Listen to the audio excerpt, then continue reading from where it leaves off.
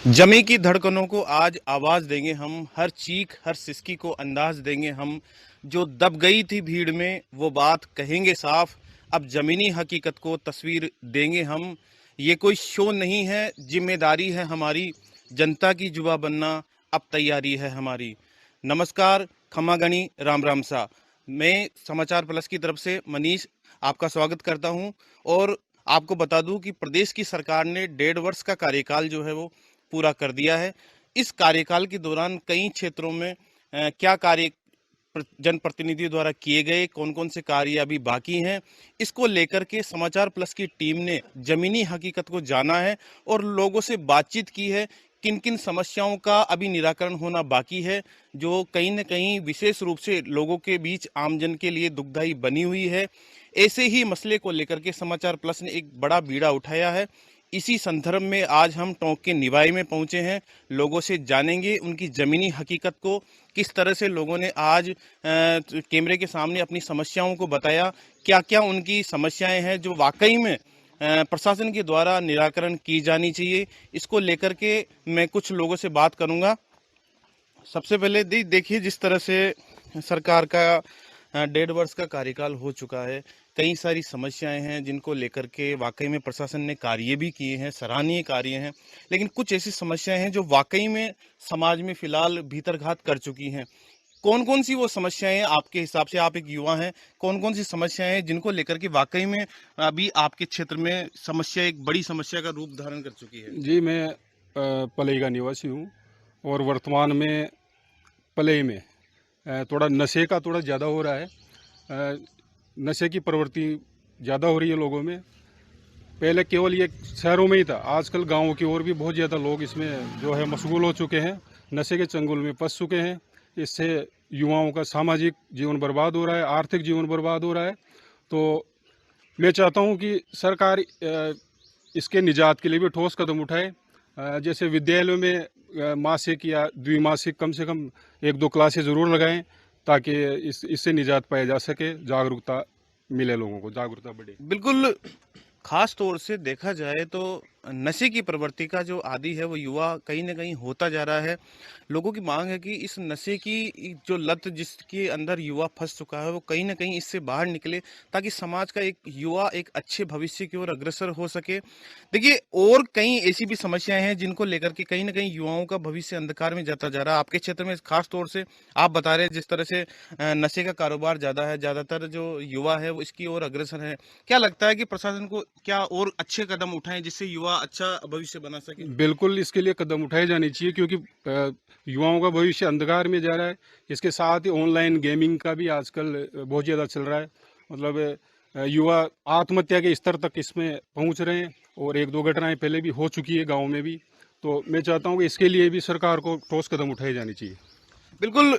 लोगों ने कहीं न कहीं अपनी समस्याओं में अवैध नशे की बात कही है। अवैध नशे का कारोबार फिलहाल टोंक जिले में कहीं न कहीं पैर पसारता जा रहा है। युवा जो हैं वो इसके आगोश में आते जा रहे हैं। प्रशासन को चाहिए कि इसके ऊपर सख्त से सख्त कदम उठाए, ताकि युवाओं का एक उज्जवल भविष्य संवारा जा सके। मेरे साथ और लोग हैं जिनसे लोकल स्थानीय समस्याओं के बारे में जानेंगे। देखिए, अगर मैं बात करूं तो टोंक जिले की लाइफलाइन बिसलपुर बांध को माना जाता है। बिसलपुर बांध से कहीं ना कहीं सभी जगह सप्लाई पानी की होती है, न केवल अपने टोंक जिले में, जयपुर क्षेत्र में भी एक लाइफलाइन बना हुआ है बिसलपुर बांध। तो पानी की समस्या कहीं ना कहीं आपके क्षेत्र में व्याप्त है। इसको लेकर के आप क्या देखते हैं और किस प्रकार इसका समाधान चाहेंगे? पानी सप्लाई तो है, लेकिन प्रॉपर जैसे सप्लाई होनी चाहिए। देख तो दैनिक पानी नहीं आ पा रहा है। दूसरा, एक दिन छोड़ के एक दिन आता तो पर्याप्त पानी नहीं है। यानी जितना पानी मिलना चाहिए उससे आधे से भी कम पानी मिल पा रहा है। इसके अलावा जैसे बारिश आ रही है तो जो बारिश का पानी की निकासी रोकने की जो उचित व्यवस्था होनी चाहिए, प्रशासन का जो सर्वे होना चाहिए, वो नहीं हो पा रहा है। जैसे एनीकट वगैरह बना दिए जाते हैं, उसकी खुदाई होनी चाहिए। पानी रुकना भी चाहिए। नाम में तो बहुत सारे एनीकट बने हुए हैं, लेकिन उसमें उस लेवल का पानी नहीं रुक पाता। ज़्यादातर पानी बारिश में बह करके निकल जाते हैं। जगह जगह पानी अवरुद्ध है, तो उसकी निकासी की व्यवस्था ठीक की जानी चाहिए। बिल्कुल। प्री मानसून की दस्तक प्रदेश में है और मानसून को लेकर के कहीं न कहीं प्रशासन भी सचेत है, कई जगह जल निकासी की व्यवस्थाओं को वापस सुधारा जा रहा है, लेकिन जल निकासी को लेकर के ड्रेनेज बिगड़े हुआ जो ड्रेनेज सिस्टम उसको लेकर के प्रशासन किस तरह से सख्त है? जी देखिए, अभी फिलहाल मानसून की दस्तक हो चुकी है, आपके क्षेत्र में कई 2-3 बांध भी पड़ते हैं, इधर नालियों में जिस तरह से पानी की निकासी की व्यवस्था उसको आप किस तरह से देखते हैं और उसमें क्या कहाँ तक सुधार की गुंजाइश है? सुधार का ये है कि योजनाएं तो बहुत सारी आ रही गवर्नमेंट से, कागजातों में रहती है, लेकिन धरातल पे उस लेवल का देखने को नहीं मिलता है। इसके लिए प्रशासन को मैदान में आना चाहिए, उसको देखना चाहिए, सर्वे करना चाहिए और जो संबंधित अधिकारी है उनको निर्देशित किया जाना चाहिए। मॉनिटरिंग की व्यवस्था नहीं है, इसका कागजों में तो दिखाई देता है, मीडिया में भी दिखाई देता है, लेकिन धरातल पर उस लेवल का काम नहीं हो पाता है। बिल्कुल, इन्होंने माना है कि वाक़ई में जिस तरह से पानी निकासी की समुचित व्यवस्था है वो नहीं है। जगह-जगह बिशुलपुर पाइपलाइन जो है वो लीकेज है, व्यर्थ पानी बहता है। कई बार तो इतना पानी बह जाता है कि एक पूरे गाँव भर की, पूरे विधानसभा क्षेत्र की जलापूर्ति की जा सकती है। उस पर प्रशासन को कहीं न कहीं ध्यान देना चाहिए। लोगों की समस्याओं को प्रशासन को सख्ती से लेना चाहिए ताकि इस प्रकार की समस्याएँ जो फिलहाल व्याप्त है उनसे निजात पा सके। मेरे साथ एक और हैं जिनसे हम जानेंगे।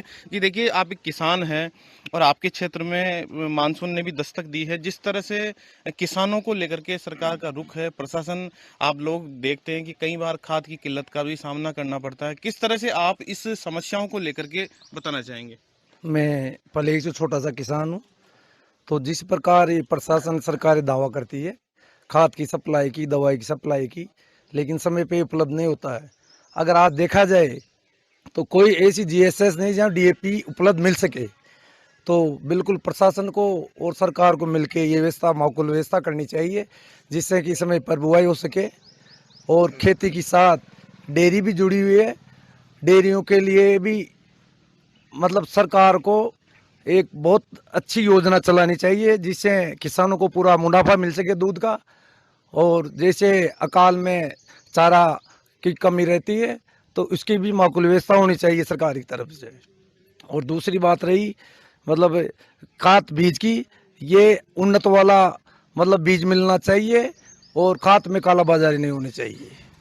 बिल्कुल, एक किसान की जो मांग है वो यही है कि उन्नत किस्म के जो हाई क्वालिटी के बीज है वो मार्केट में आए, उनकी कालाबाजारी न हो और कहीं न कहीं जो धरती पुत्र है, जो अन्नदाता है, उसकी जो मांग है वो प्रशासन ज़रूर सुने।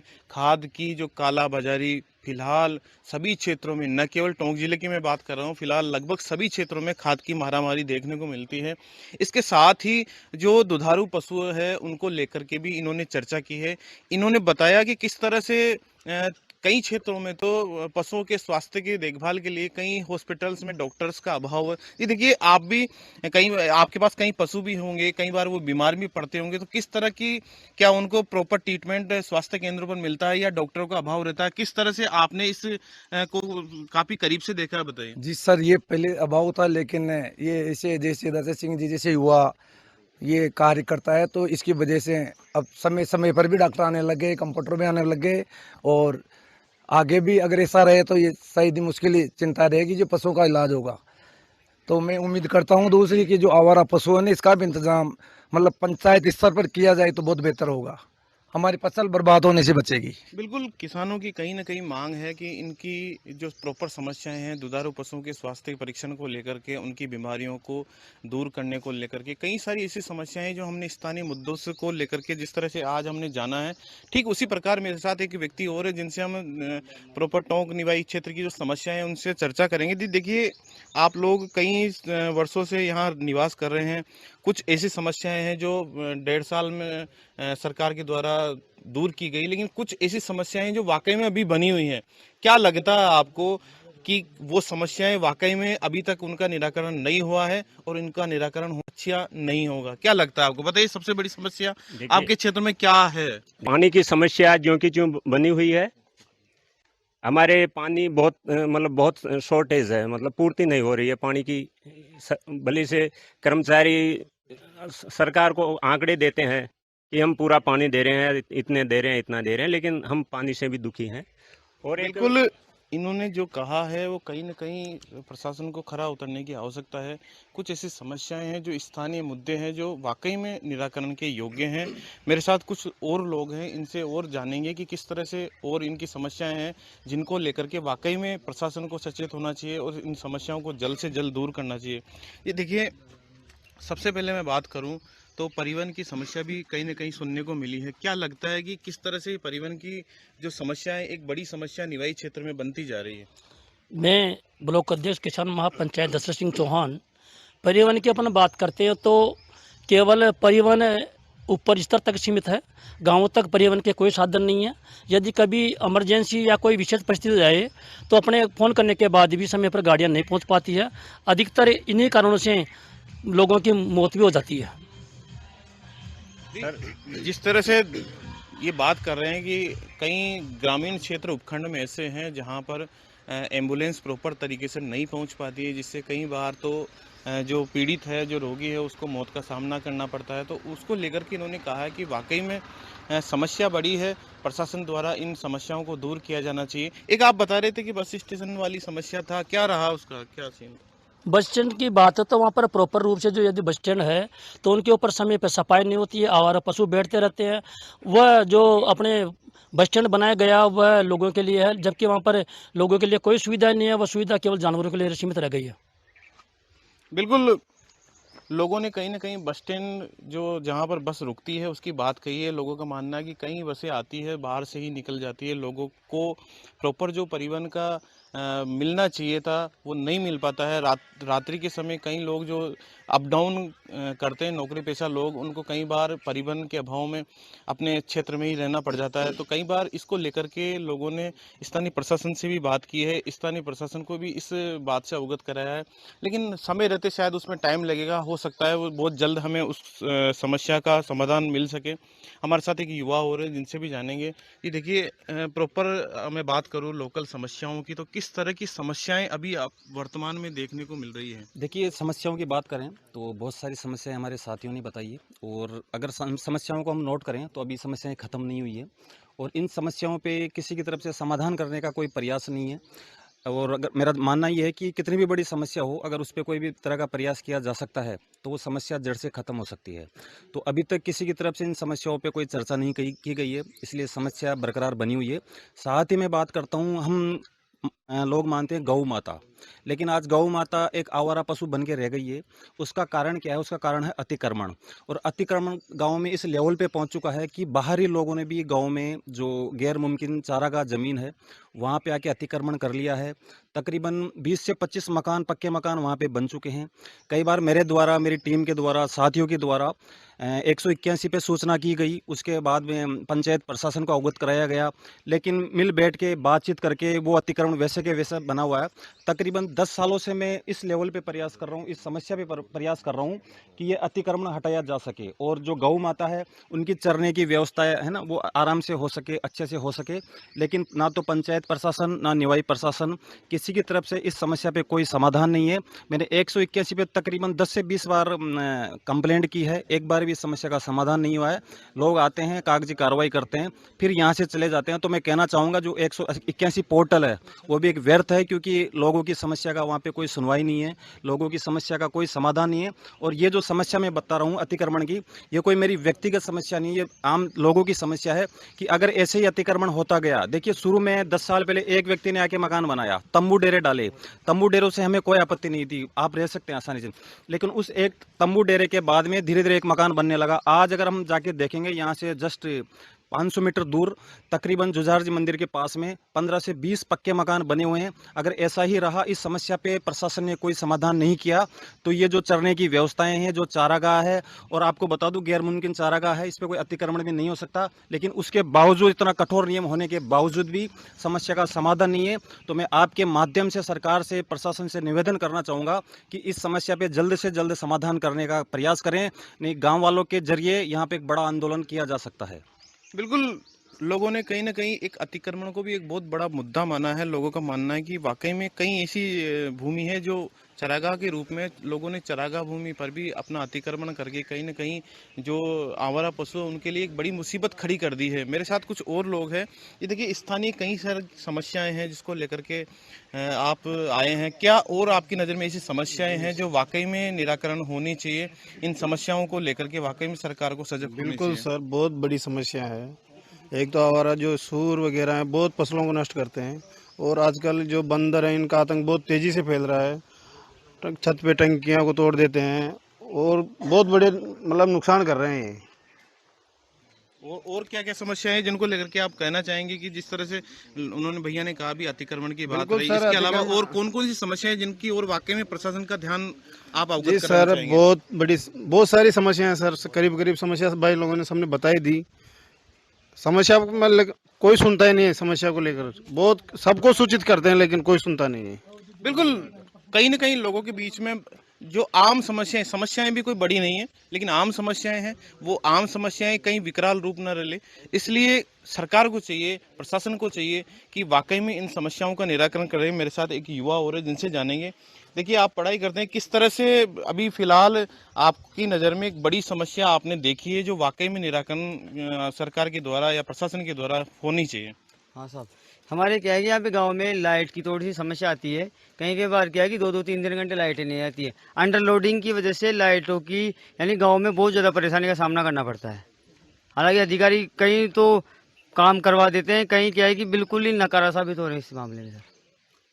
बिल्कुल, भीषण गर्मी का दौर है और अगर इस गर्मी में अगर विद्युत व्यवस्था बाधित हो तो कहीं ना कहीं आमजन काफ़ी इससे प्रभावित होता है। ख़ास तौर से जो बच्चे हैं उनको काफ़ी परेशानी का सामना करना पड़ता है, बुजुर्गों का इस परेशानी का सामना करना पड़ता है। तो विद्युत व्यवस्था जो अघोषित कटौती है वो भी कहीं ना कहीं आम लोगों के लिए एक मुसीबत का सबक बनी हुई है, जिसको लेकर के प्रशासन को कहीं ना कहीं सचेत होने चाहिए और माकूल इंतजामात जो है प्रशासन के द्वारा किए जाने चाहिए। मेरे साथ एक भैया और हैं, इनसे और जानेंगे। देखिए, सभी लोगों ने अपनी अपनी समस्याएं बताई। आप एक युवा हैं, किस तरह से कौन सी समस्या ऐसी है जो आपको लगता है कि वाकई में इस समस्या का निराकरण होना चाहिए और अगर समय रहते हुआ तो कहीं ना कहीं आमजन को इसका फायदा मिलेगा? देखिए, तो आज हर जगह पॉइंट बिशुलपुर के पॉइंट पहुंच चुके हैं, लेकिन हमारी नारलाई डाणी है यहाँ से 2 किलोमीटर दूरी पे। आज भी वहाँ बिशुलपुर की लाइन नहीं बिछी है। तो पानी की बहुत समस्या है, बहुत ज़्यादा समस्या है। रोड नहीं है वहाँ पे जाने के लिए, बिल्कुल रोड नहीं है। अभी अगर बरसात के दिनों में जाए तो रोड से बात करें, अंदर जाने का रास्ता नहीं है।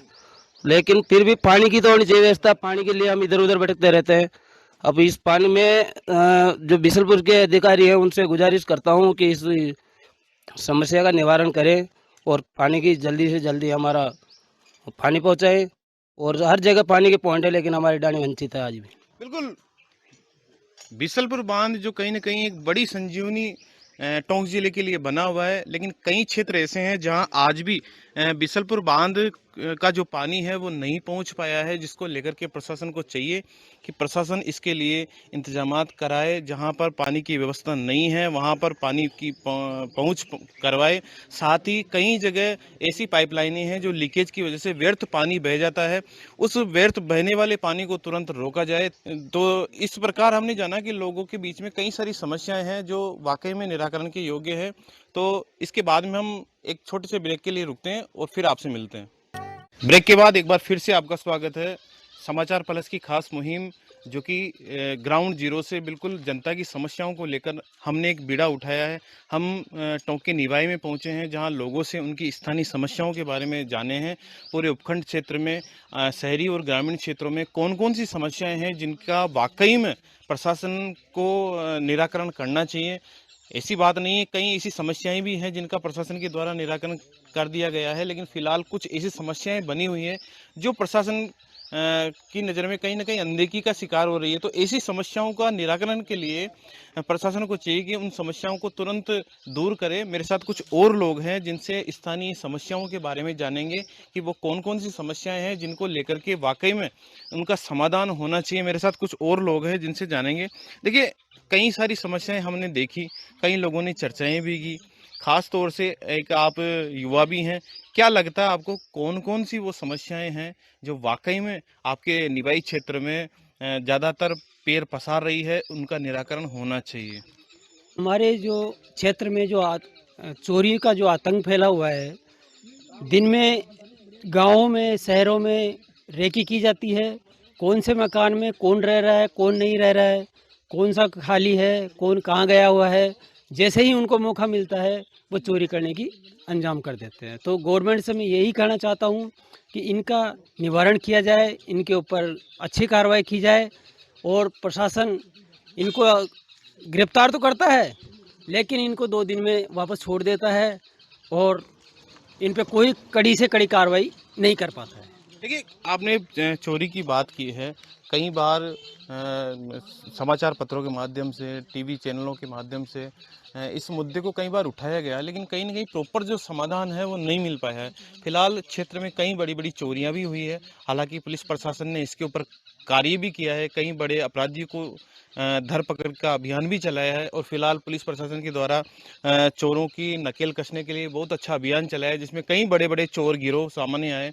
इसके बावजूद भी क्षेत्रों में चोरी की जो समस्या है, एक बड़ी समस्या बनी हुई है। क्या लगता है कि प्रशासन को वाकई में क्या-क्या और ठोस कदम उठानी चाहिए कि ये चोरी की समस्याएं इसमें रोकी क्या जा है, सकें? चोरी का सबसे मुख्य कारण ये है कि आजकल जो युवाओं में जो नशा की प्रवृत्ति चल रही है, उनको पैसा चाहिए तो वह कुछ ना कुछ, तो अगर उसके माँ बाप पैसा नहीं देते तो चोरी करेंगे तो वह एक बड़े से बड़ा इंजाम करने की कोशिश करेंगे। जितना उनको पैसा मिलना चाहिए था वो नहीं मिल पाता है तो वो चोरी ही करेंगे। तो प्रशासन से हमारी यही गुहार है कि उनको जो नशा मुक्ति में दिया जाए उनको, और ये चोरी को बंद करवाया जाए। बिल्कुल, निवाई क्षेत्र की बात करूं तो कहीं ना कहीं बढ़ती चोरियां एक बड़ा सिरदर्द पुलिस के लिए भी बना हुआ है, साथ ही आमजन के लिए भी बना हुआ है और प्रशासन वाकई में इसके ऊपर कार्य भी कर रहा है, लेकिन कहीं ना कहीं पूरी तरह से अभी कार्य होना बाकी है, क्योंकि कई बड़ी बड़ी चोरियां हमने देखी और उन चोरियों पर नकेल भी पुलिस के द्वारा कसी गई। जिला एसपी जो कप्तान हैं, उन्होंने भी इन बढ़ती चोरियों पर अंकुश लगाने के लिए कई बड़े बड़े कार्य किए हैं। फिलहाल चोरियों पर प्रशासन कहीं ना कहीं पूरी तरह से सफल भी रहा है, लेकिन फिर भी इसमें और ज़्यादा गुंजाइश है कि अपराधियों पर नकेल कसा जाए। मेरे साथ एक युवा और हैं। देखिए, सबसे पहले तो अपना नाम बताइए। जी, मेरा नाम आशुतोष सिंह चौहान है। आप ही बताइए कि आप एक युवा हैं, क्या लगता है कि कौन कौन सी समस्याएं फिलहाल अपने निवाई क्षेत्र में ज़्यादा पनप रही है? खास तौर से मैंने अभी लोगों में चर्चा की तो ज़्यादातर नशे की प्रवृत्ति की बात आ रही है। युवा जो है वो नशे में आगोश होता जा रहा है, नशे में फंसता जा रहा है।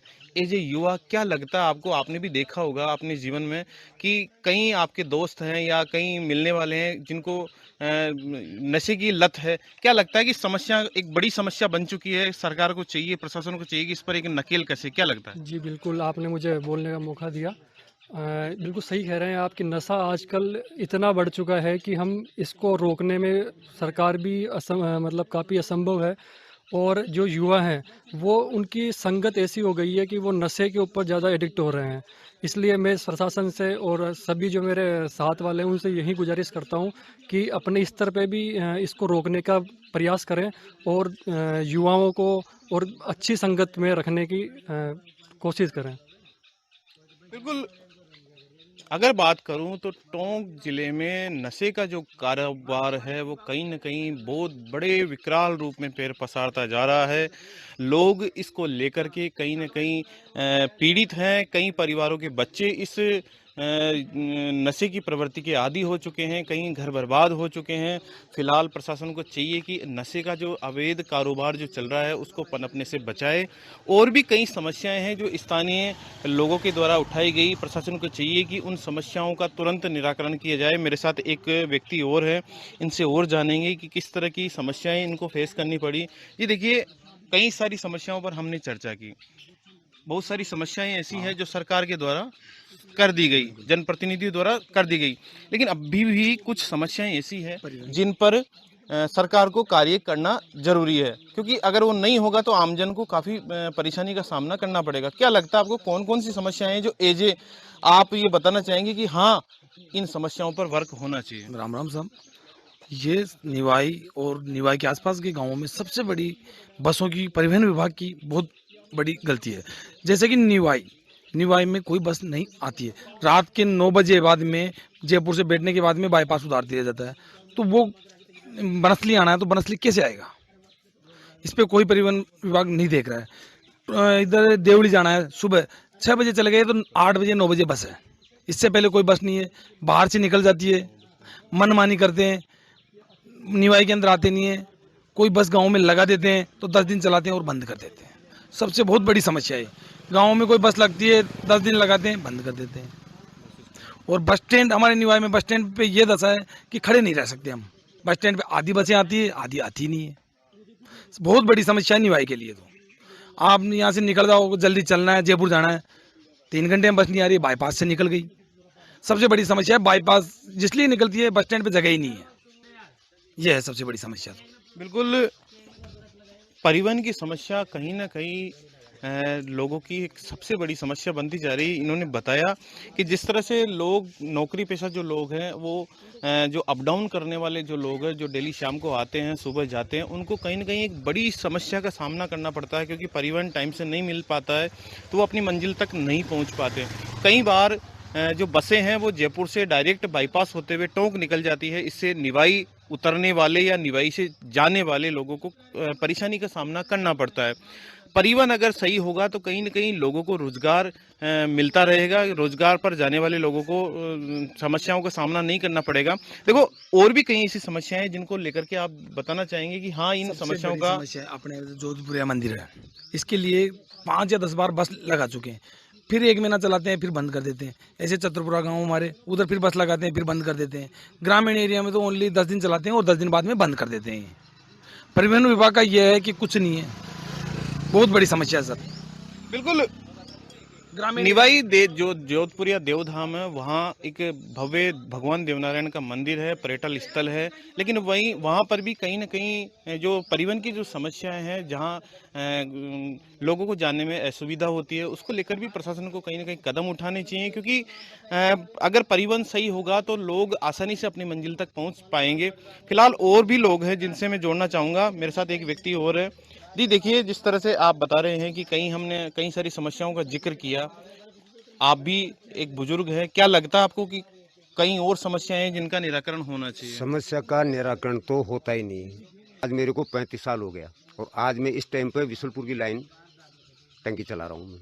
तो आपने देखा कई जगह विशलपुर की पाइपलाइन भी फूट रही, कहीं पानी व्यर्थ बह रहा है। क्या लगता है कि प्रशासन को उस पाइपलाइन को वाकई में सुधारना चाहिए ताकि आम जन को पानी की व्यवस्था आराम से मिल सके, व्यर्थ पानी बहने से बचे? प्रशासन बहुत कम ध्यान देता है।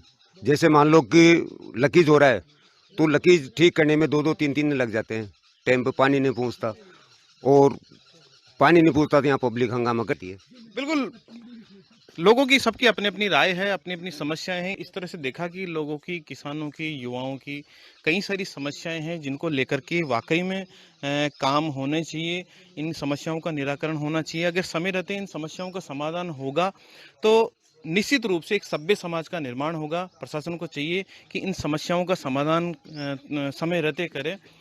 टोंक से समाचार प्लस के लिए मनीष शर्मा की ग्राउंड जीरो।